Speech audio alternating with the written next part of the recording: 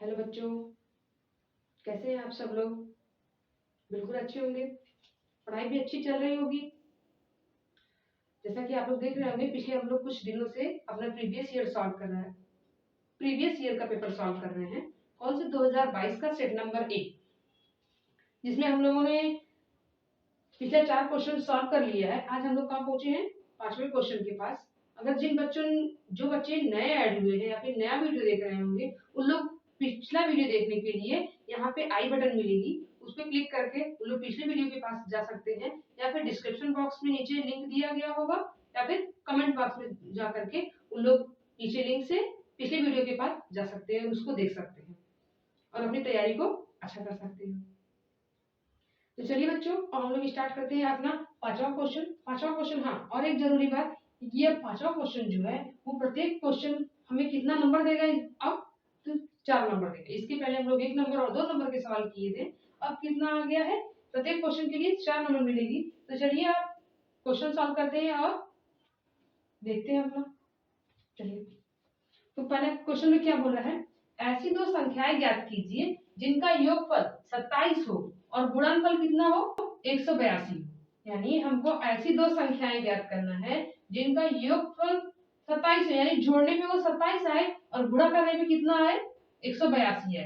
तो हम लोग क्या करते हैं, मान लेते हैं, माना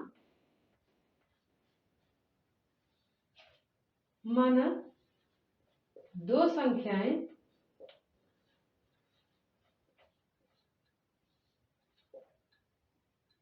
जिसमें हम लोग की पहली संख्या क्या हो,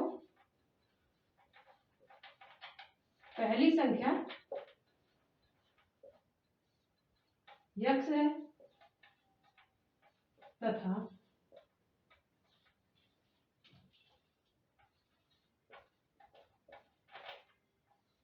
दूसरी संख्या y है। पहली संख्या क्या है, यक्स, और दूसरी संख्या y है। तो बोल रहा है पहली संख्या और दूसरी संख्या को जोड़ने पे क्या आना चाहिए, 27। तो यहाँ पे लिखते हैं x plus y is equal to 27। ठीक है, ये हम लोग को बोल दिया। ये हम लोग इसको इक्वेशन 1 मान लेते हैं। क्या मान लेते हैं, इक्वेशन 1। और अगला क्या बोला है, यानी पहली संख्या और दूसरी संख्या का गुणनफल, गुणनफल मतलब गुणा, इनको जब गुणा करेंगे कितना आएगा, 182। यानी x मल्टीप्लाई y, x गुणे में y बराबर कितना आ जाएगा, 182। इसको हम लोग क्या मान लेते हैं, इक्वेशन 2। अब इन दोनों में हम लोग को क्या करना है, अपनी पहली संख्या ज्ञात करनी है, x को ज्ञात करना है या फिर y को ज्ञात करना है। अब क्या करेंगे, अब इसमें से हम लोग कुछ कॉमन ले लेंगे। कॉमन मतलब कॉमन नहीं लेंगे, क्या करेंगे, उसको x के पद में या फिर y के पद में इसको सॉल्व करेंगे। तो हम लोग पहले समीकरण 1 से क्या करते हैं, समीकरण 1 से x का मान ज्ञात करते हैं। समीकरण 1 से x बराबर क्या हो जाएगा, हम लोग क्या मान लेंगे, 27 माइनस वाई।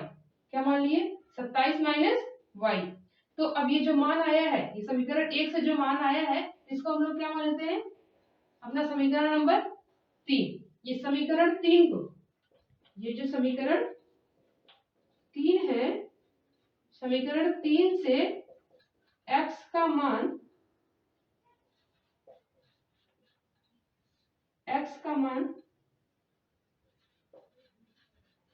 समीकरण 2 में रखने पर, ये जरूरी नहीं है कि आप लोग x से मतलब पहले समीकरण से ही मानिए, आप दूसरे समीकरण से भी किसी एक पद का मान मान सकते हैं। अगर इससे मानेंगे तो इसमें ले जाके रखेंगे, अगर इससे मानेंगे तो इसमें रखेंगे। अगर हमने पहला समीकरण से माना है और इसको पहले समीकरण में ले जाके रखेंगे तो कुछ नहीं आएगा। तो इसलिए हम लोग पहले समीकरण से मान के उसका मान कहाँ पे रखेंगे, दूसरे समीकरण में। चलिए, तो दूसरे समीकरण में x के स्थान पे क्या रख देंगे हम लोग, दूसरे समीकरण में, ये जो हम लोग का दूसरा समीकरण है, वहां पे x के स्थान पे क्या रखेंगे, 27 माइनस वाई। तो रखिए x के स्थान पे 27 माइनस वाई मल्टीप्लाई, इसको एक कोष्टक में रखेंगे, यानी छोटे कोष्टक में y बराबर 182। इसको सॉल्व कीजिए। अब ये सॉल्व कैसे होगा, इसका मल्टीप्लाई इससे और इसका मल्टीप्लाई इससे, y का गुणा हम लोग किसे कराएंगे 27 से, यानी 27 गुणे में y, फिर किस बीच में चिन्ह लगाए, चिन्ह लगा देंगे माइनस, फिर y गुणे में y बराबर कितना हो गया 182। अब इसको हम लोग कर लेंगे एक साइड, 27y ये क्या हो जाएगा, स्क्वायर में चला जाएगा, यानी y की पावर 2 y की घात 2 बराबर 182। तो इसको हम लोग क्या करेंगे, एक साइड इस पूरे समीकरण को एक तरफ पक्षांतर कर देंगे, तो क्या आ जाएगा y square minus 27y plus 182 is equal to 0, यानी बराबर में क्या हो जाएगा 0। अब इसको हम लोग यहाँ सॉल्व करते हैं आगे। अब इसके बाद हम लोग यहाँ पे आएंगे, यहाँ पे आ जाएंगे, क्या हो जाएगा, अब देखिए यहाँ पे हम लोग को ये दो घात समीकरण बन गया, क्या बन गया, ये द्विघात समीकरण। द्विघात समीकरण को हम लोग सॉल्व करने के लिए क्या करते हैं, यहाँ पे इसको हल करने के लिए इसका हम लोग गुणनखंड करते हैं। इसका गुणनखंड कीजिए, तो कैसे याद करेंगे, यहाँ पे अभाज्य गुणनखंड विधि द्वारा, अभाज्य गुणनखंड विधि द्वारा 182 को करिए, इसका गुणनखंड 2 से कटता, 2 9 18, 2 1 9 2, फिर 2 से काटे, फिर ये 2 से कटेगा नहीं कटेगा, 2 के पहाड़ा में नहीं आएगा, 3 के पहाड़ा में भी, 4 5 6 7 के, तो 7 के पहाड़ा में 7 का नाम 7 बचा, यहाँ पे 2 1 7 1 21, यानी किसके पहाड़ा से कट गया 13 के पहाड़ा से। तो अगर हम लोग देखें तो क्या लेके आना है बीच में, हम लोग को यहाँ पे बीच में इसका मान आना चाहिए 27, यानी 7 दूनी में 14, यदि हम लोग 7 गुणे में 2 कर दे यानी 14 आ जाएगा। अब यहाँ पे क्या है 13, यानी 14 में 13 को जोड़ देंगे तो क्या आ जाएगा हम लोग का 27 भी आ जाएगा। 14 में 13 का गुणा कराएंगे कितना आ जाएगा 182। ठीक है, तो हम लोग क्या रखेंगे यहाँ पे इसके बीच का मान जो रखेंगे 14 प्लस 13। तो चलिए हल करते हैं, y के घात 2 माइनस 27 के स्थान पे क्या लिख देंगे 14 प्लस 13 कोष्टक बंद, y प्लस 182 बराबर 0। ठीक है, तो चलिए फिर आगे, ये हो गया y के घात 2 माइनस, अब इसका इसमें गुणा, इसका इसमें गुणा, फिर 14y कोष्टक खुला, ये प्लस था, क्या हो जाएगा माइनस 13y, फिर प्लस 182 बराबर 0। अब आगे इसमें इन दोनों में कुछ कॉमन है, मतलब हम लोग बाहर निकाल सकते हैं, उभयनिष्ठ दिख रहा होगा, क्या है y को बाहर ले लेते हैं, तो y बचा क्या है यहाँ पे y माइनस 14, फिर हम लोग आगे क्या लिखेंगे माइनस 13 को बाहर लिया जा सकता है ना, माइनस 13 क्या आ जाएगा, अंदर क्या बचेगा y, और ये प्लस है तो ये क्या हो जाएगा माइनस में, क्योंकि हम लोग क्या बाहर निकाले हैं माइनस को, तो यहाँ पे क्या हो जाएगा माइनस। अगर देखिए इसका हम लोग गुणा कराएंगे तो ये आ जाएगा 13y, फिर माइनस माइनस प्लस 182 आ जाएगा। अगर 14 यहाँ पे लिखेंगे, क्या यहाँ पे हम लोग देखें ना, अगर 13 निकाले तो बचा क्या 14, ठीक है, बराबर 0। अब आगे देखिए, आगे क्या हो जाएगा, अब ये हम लोग दोनों बाहर कॉमन लिया जा सकता है, यानी इसको बाहर निकाला जा सकता है, उभयनिष्ठ हो गया हम लोग का y माइनस 14, अगला क्या आ जाएगा y minus 13 is equal to 0, यानी y का मान आ गया 14 और 13। हम लोग का y क्या आया है 14 और 13। अब इस y का मान हम लोग इक्वेशन नंबर 3 में, समीकरण नंबर 3 में ले जाके रख देंगे तो हम लोग का x का मान भी आ जाएगा। तो चलिए इधर देखते हैं अभी,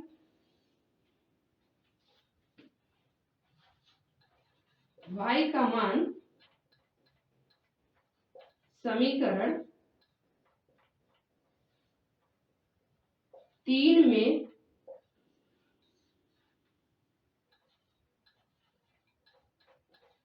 रखने पर, y का मान कहां पे रखे हम लोग समीकरण 3, तो क्या हो जाएगा आप देखिए, x बराबर, एक बार y का मान क्या रखेंगे 14, x बराबर 27 माइनस 14, तब इसको घटाएंगे, x बराबर क्या आ जाएगा 13। अभी हम लोग ये y का मान यहाँ पे क्या रखे हैं, चूंकि y बराबर 14 रखे हैं तो ये आ गया। अब हम लोग x के स्थान पे दूसरा क्या रखेंगे, सॉरी y के स्थान पे क्या रखेंगे 13, यहाँ पे क्या रख दिए 13। चूंकि y बराबर क्या है 13, इसको यहाँ पे रख देते हैं। तो अब कितना मान आ गया x का? x का मान आ गया 14। यानी हम लोग का आंसर क्या होगा, इसका उत्तर क्या होगा? उत्तर होगा x बराबर 14 या 13 और y बराबर क्या आ जाएगा 13 या 14। हम लोग ये नहीं लिखेंगे कि y बराबर यहाँ पे भी 14 लिख दें, हम लोग इसको दोनों को बदल देंगे ताकि अगर इसका और इसका हम लोग जोड़े तो 27 आए और इन दोनों का मल्टीप्लाई भी कराए तो क्या है 82 आए। अब देखिए इसको हम लोग जोड़ेंगे तो 27 आएगा और इसका गुणा कराएंगे कितना आ जाएगा 182। ठीक, ये हम लोग का हो गया आंसर। चलिए बच्चों, अब हम लोग अगला क्वेश्चन देखते हैं। हाँ, ये अगले क्वेश्चन में आप लोग देख लीजिए, ये जो है ये आप लोग के क्लास 10th में आउट ऑफ सिलेबस है, ये क्लास 11th में मिलेगा आप लोगों को, लेकिन फिर भी प्रीवियस ईयर में आया है तो हम लोग इसको सॉल्व करते हैं। चलिए देखते हैं। उस रेखा पर जो अक्षों से A और B का अंतःखंड काटती है, मूल बिंदु से डाले गए लंब की लंबाई P है, तो हम लोगों को सिद्ध करना है कि 1/P के घात 2 बराबर 1/A के घात 2 प्लस 1/B के घात 2 के बराबर। यानी ये जो P का मान है वो 1/A के घात 2 प्लस 1/P के घात 2 के बराबर होगा। तो चलिए इसको सॉल्व करते हैं, लेकिन इसको सॉल्व करने से पहले हम लोग एक डायग्राम बना लेते हैं, यहाँ पे फिगर बना लेते हैं। चित्र क्या हो जाएगा, ये चतुर्थांश है। ठीक, ये क्या है हम लोगों का चतुर्थांश। जानते हैं ये क्या है x, ये x डैश है, ये है y और ये क्या है y डैश, और ये हम लोग का क्या है मूल बिंदु।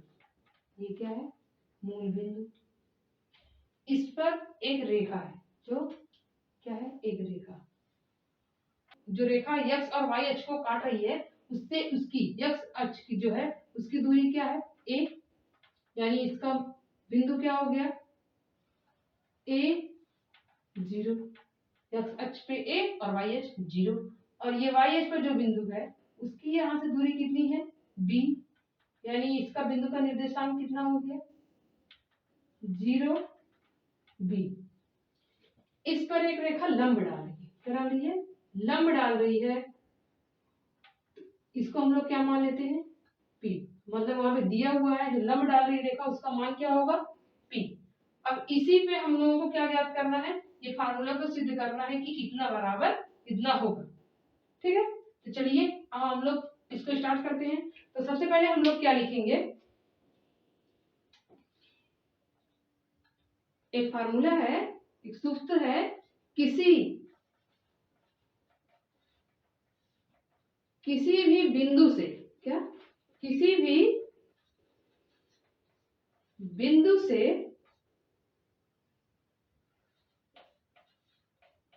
रेखा पर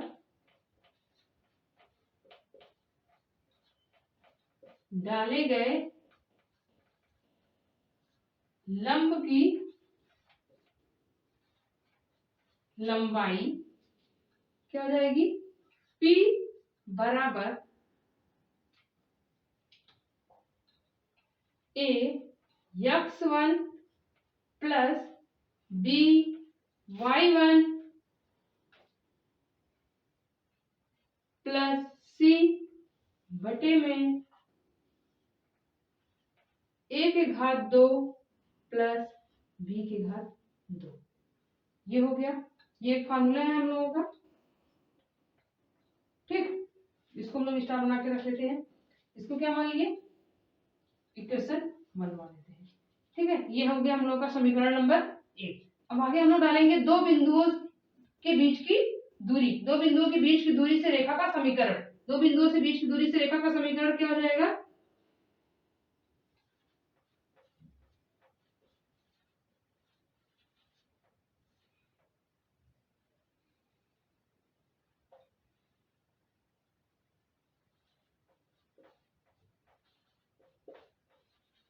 दो बिंदुओं से होकर जाने वाली रेखा का समीकरण।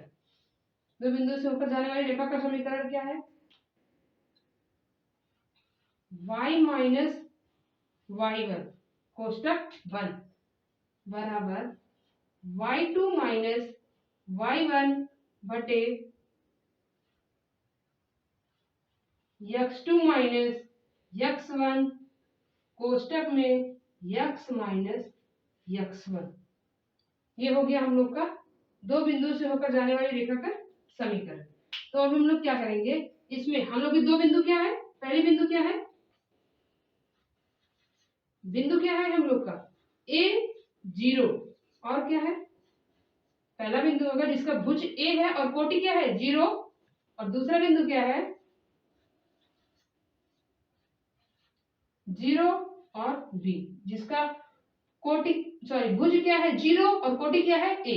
अब इन दोनों का मान हम लोग इस समीकरण में रख लेते हैं। इसको हम लोग क्या मान लेंगे? समीकरण नंबर 2। इसका जो मान है, मान समीकरण 2 में रख देते हैं।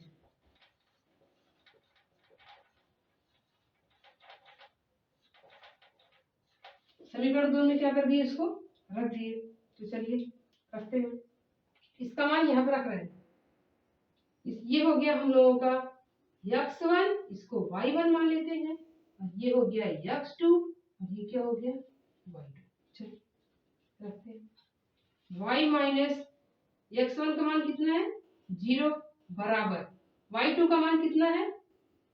b माइनस x1 y1 0 बटे x2 का मान 0, x1 का मान 1, फिर कोष्टक में x और x1 का मान 1। इसका मान क्या है? a। तो चलिए अब इसको हम लोग हल करते हैं। इसको हल करके हल करेंगे, क्या आएगा? y बराबर b बटे में माइनस a कोष्टक में x माइनस a। अब इसका अगर इधर मल्टीप्लाई करा देते हैं, यानी गुणा, तिर्यक गुणा होगा ना, तिर्यक गुणा क्या हो जाएगा? माइनस ay बराबर b x कोष्टक में इसका गुणा करा दिए माइनस a b। इसको एक तरफ पक्षांतर कर लेते हैं। ay plus b x minus a b is equal to 0। ये हो गया हम लोगों का क्या? समीकरण नंबर 3। ये हो गया हम लोग का समीकरण नंबर 3। ठीक बच्चों, इसको यहाँ तक कर लिए हैं। अब इसको हम लोग छोड़ के इसको क्या कर रहे हैं? हटा देते हैं। ठीक है, यहाँ से यहाँ तक का जो मान है इसको हम लोग क्या कर रहे हैं? मिला दे रहे हैं। आप लोग इसको नोट कर लीजिएगा।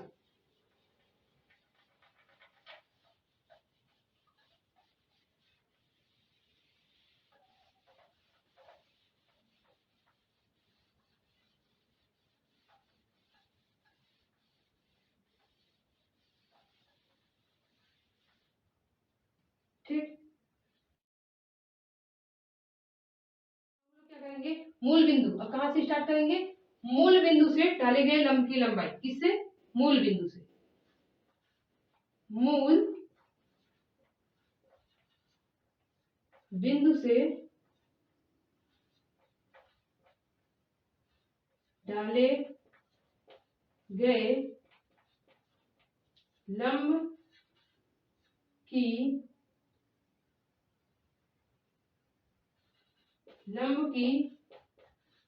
लंबाई। लंब की लंबाई क्या हो जाएगी हम लोगों की? P बराबर मूल बिंदु क्या है? मूल बिंदु क्या है? 0 0। तो अब यहां से जो इसको हम लोग इस समीकरण में ये है इक्वेशन, इसको हम लोग इस इक्वेशन में मूल बिंदु का मान रखेंगे। यानी x1 क्या है हम लोगों का? इसको हम लोग मान लिया x1, ये क्या हो गया? y1। चलिए इस समीकरण में रख दीजिए। a x1 0 plus b y1 0। c का मान हम लोग यहां से रखेंगे। c का मान क्या हो गया? c का मान माइनस ए बी बटे में जो लिखा हुआ है वापस उसी को रख दीजिए। a square plus b square. ठीक है, अब इसका इसमें मल्टीप्लाई हुआ, इसका इसमें मल्टीप्लाई हुआ, तो क्या हो जाएगा ये 0। ये क्या हो गया 0। तो हम लोग इसको नहीं लिखते हैं, कहेंगे माइनस ए बी बटे में ए स्क्वायर प्लस बी स्क्वायर। अच्छा, किसी भी रेखा की लंबाई क्या भाई माइनस हो सकती है? नहीं, तो इसके लिए हम लोग यहाँ पे क्या लगाएंगे मॉड। क्या लगाते हैं? मॉड लगा देते हैं, या फिर सीधे इसका मान क्या कर देते हैं पॉजिटिव, यानी धनात्मक इसका मान कर देते हैं। ए बी बटे में ए स्क्वायर प्लस बी स्क्वायर, यानी ए के घाते 2 प्लस बी की घात 2। अब इतना हमारा बराबर क्या हो गया पी। ये क्या हो गया पी। इसको हम लोग मान लेते हैं इक्वेशन नंबर 4। अभी तक यहाँ तक हम लोग 3 माना था, ये क्या हो जाएगा 4। ठीक है, तो चलिए अब इसको हम लोग क्या करते हैं समीकरण 4 को, समीकरण जो 4 है इसका हम लोग क्या समीकरण 4 का वर्ग करने पर, समीकरण 4 का क्या कर दिए वर्ग कर दिए, तो कितना आ गया ये हम लोग का आ जाएगा p के घात 2 बराबर ए बी का बटे में ए के घात 2 प्लस बी के घात 2 का क्या हो गया घात लग गया। तो चलिए अब आगे इसको सॉल्व करते हैं। क्या हो जाएगा ए स्क्वायर बी स्क्वायर, यानी ए के घात 2 बी के घात 2, ये क्या हो जाएगा कड़ी हट जाएगी, हो जाएगा ए स्क्वायर प्लस बी स्क्वायर। अब क्या हो जाएगा ये हो गया हम लोग का पी स्क्वायर। इसका हम लोग क्या करते हैं व्युत्क्रम, इसका क्या करेंगे हम लोग इसका हम लोग व्युत्क्रम निकाल लेते हैं। तो कितना आ जाएगा इसका व्युत्क्रम आ जाएगा 1 बटे में p के घात 2 बराबर 1 बटे में ए स्क्वायर बी स्क्वायर बटे में ए के घात 2 प्लस बी के घात 2, यानी ये चला जाएगा ऊपर, तो क्या आ जाएगा ए के घात 2 प्लस बी के घात 2 बटे में क्या आ गया ए घात 2 और इंटू बी के घात 2। ये आ गया हम लोग का मान।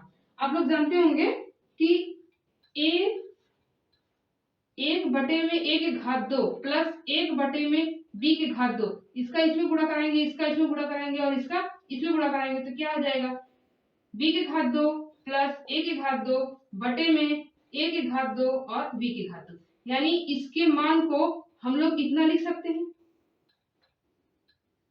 इतना लिख सकते हैं। तो ये ही हम लोग का यहाँ पे है, तो हम लोग ये चीज हम लोग का यहाँ पे आया है, तो इसके लिए हम लोग ये लिख सकते हैं ना। तो हम लोग क्या लिख दे रहे हैं यहाँ पे हम लोग का क्या आ गया 1 बटे में पी स्क्वायर बराबर ए 1 बटे में ए स्क्वायर प्लस 1 बटे में बी स्क्वायर।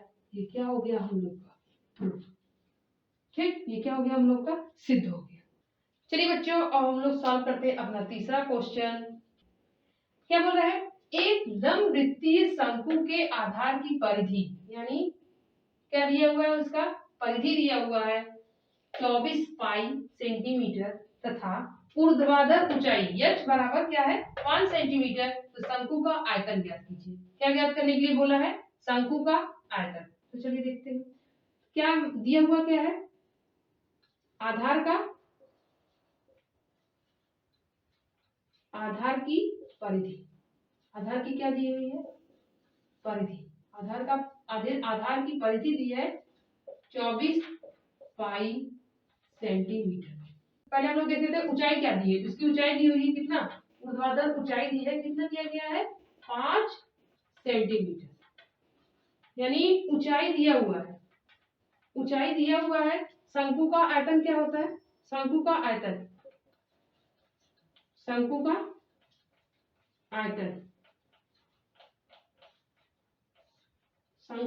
क्या होता है शंकु का जो आयतन ज्ञात करना है वो क्या होता है बेलन के आयतन का तिहाई होता है। बेलन के आयतन का क्या होता है तिहाई, यानी 1/3 गुणे पाई आर स्क्वायर एच।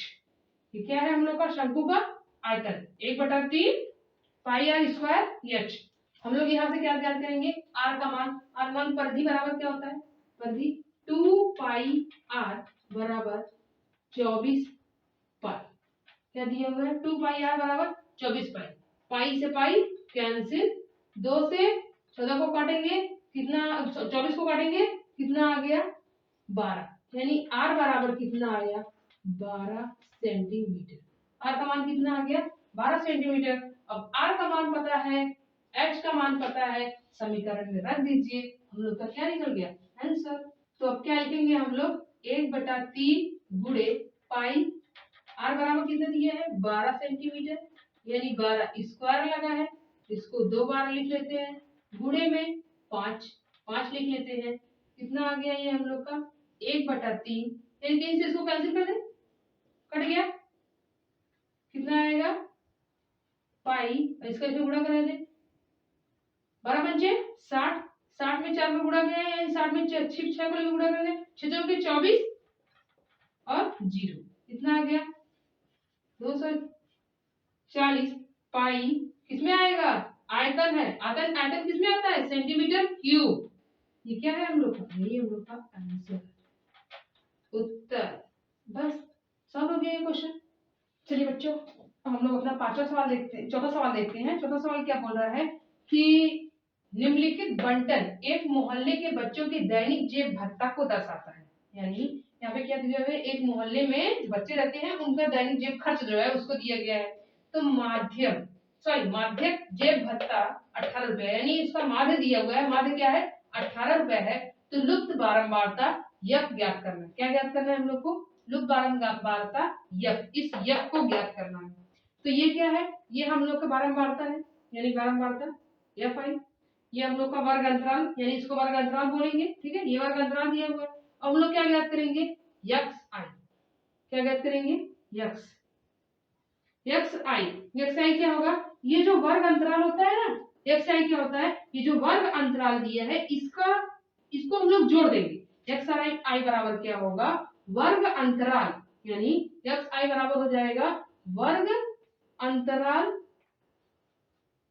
अंतराल का क्या योग, वर्ग अंतराल का योग बटे में क्या होता है 2, बटे में क्या होता है 2, यानी इन दोनों को जोड़ देंगे, 11 में 13 जोड़े कितना आया 24, 24 में 2 से भाग दे देंगे कितना आ जाएगा 12। तो वर्ग अंतराल यहाँ पे हम लोग का यक्स क्या आ जाएगा 12, ठीक है, यक्स का क्या आ गया हम लोग का 12 आ गया।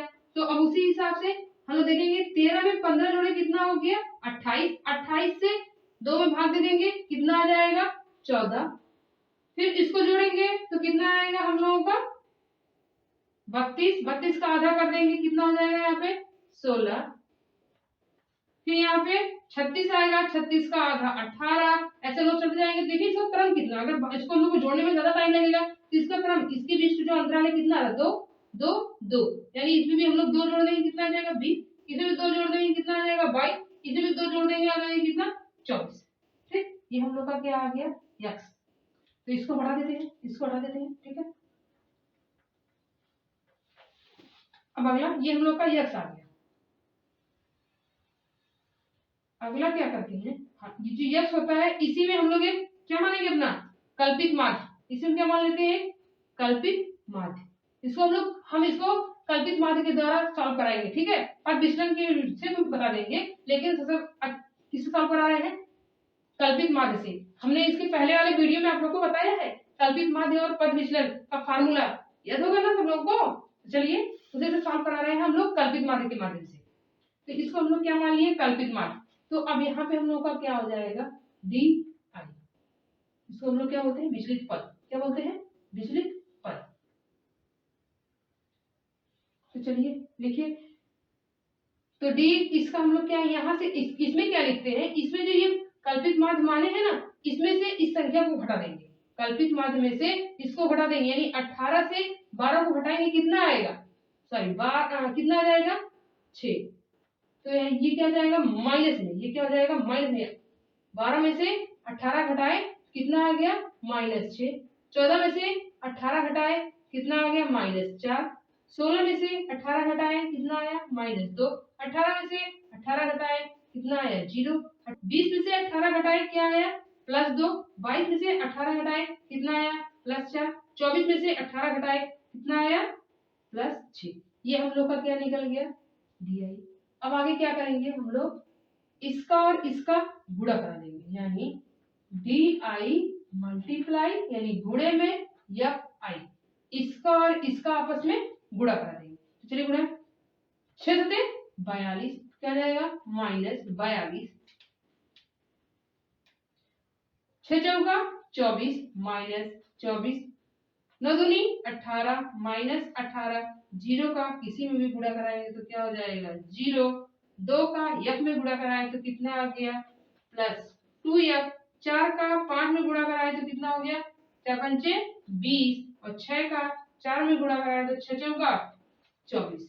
यानी ये जो पॉजिटिव वाला है इसको एक तरफ, धनात्मक को एक तरफ जोड़ लेते हैं और ऋणात्मक को एक तरफ। तो यहाँ पे चलिए धनात्मक को जोड़ लीजिए, कितना जाएगा 10, 10 4 14 के 4, 80 1, 6 6 7 7 1 8 -84, इसका कितना आ जाएगा, इसको भी अलग रखे थे, इसको कितना हो गया 4 और 2 2 4 प्लस 2f, इसको सॉल्व कर देंगे, इसको सॉल्व करेंगे, यहाँ पे कितना आएगा हम लोग को, यहाँ पे हम लोग योग लिख देते हैं अपना, क्या योग,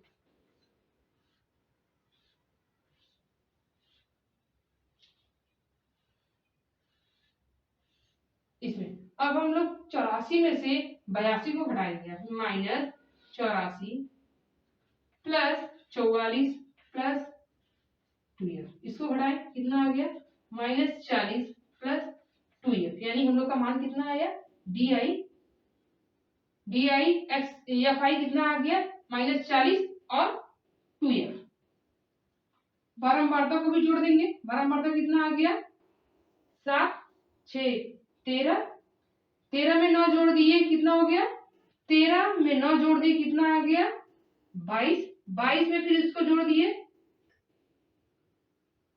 25 और 10 35, 35 फिर 35 में 5 जोड़ देंगे कितना हो जाएगा 40, 40 में 4 जोड़ दिए 44, और यह कितना आ गया ये 44 में प्लस f, ये आ गया हम लोग का f का मान, ये क्या हो गया, ये है हम लोग का, ये है हम लोग का एफ आई, और ये क्या है डी आई और एफ आई। ठीक है, इसको हटा देते हैं, इसको हटा देते हैं। आप लोग को इसका फार्मूला पता है, क्या पता है फार्मूला, समांतर माध्य का फार्मूला क्या होता है, माध्य का फार्मूला क्या होता है, माध्य बराबर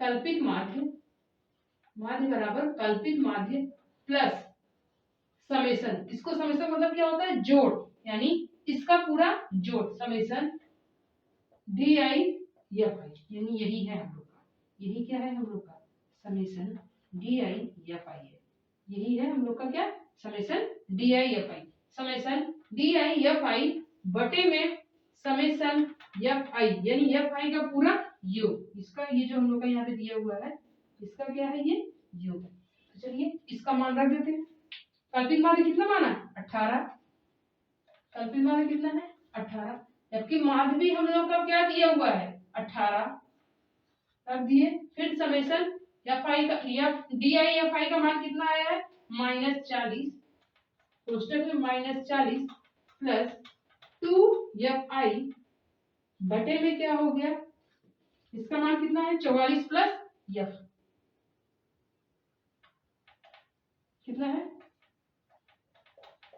+44 प्लस f, यानी ये देखिए ये प्लस के चिन्ह में है, इसको इधर पक्षांतर कर दिए, कितना आ गया 18 - 18 बराबर -40 प्लस 2f बटे में 44 प्लस f, 18 से 18 गया 0 बराबर -40 प्लस 2f बटे में 44 प्लस f, इसको इधर पक्षांतर कर देंगे, इसका इसमें गुणा हो जाएगा, चलिए गुणा हो जाएगा, क्या हो जाएगा ये 0, यानी इसकी भी कहानी खत्म, -40 प्लस 2f कितना आ गया, ये -40 को इधर पक्षांतर कर दिए, हो गया 2f बराबर 40, ये हो गया कैंसिल, f बराबर कितना आ गया 20, f बराबर कितना आ गया हम लोगों का 20, तो हम लोगों का लुप्त जो बारंबारता है, लुप्त बारंबारता कितना आ गया 20, ये क्या है हम लोग का, यही है हम लोग का उत्तर, यही क्या है हम लोगों का उत्तर। ठीक, अब यहाँ तक सारा क्वेश्चन सॉल्व हो गया है। अब अगला क्वेश्चन हम लोग अगले वीडियो में सॉल्व करेंगे।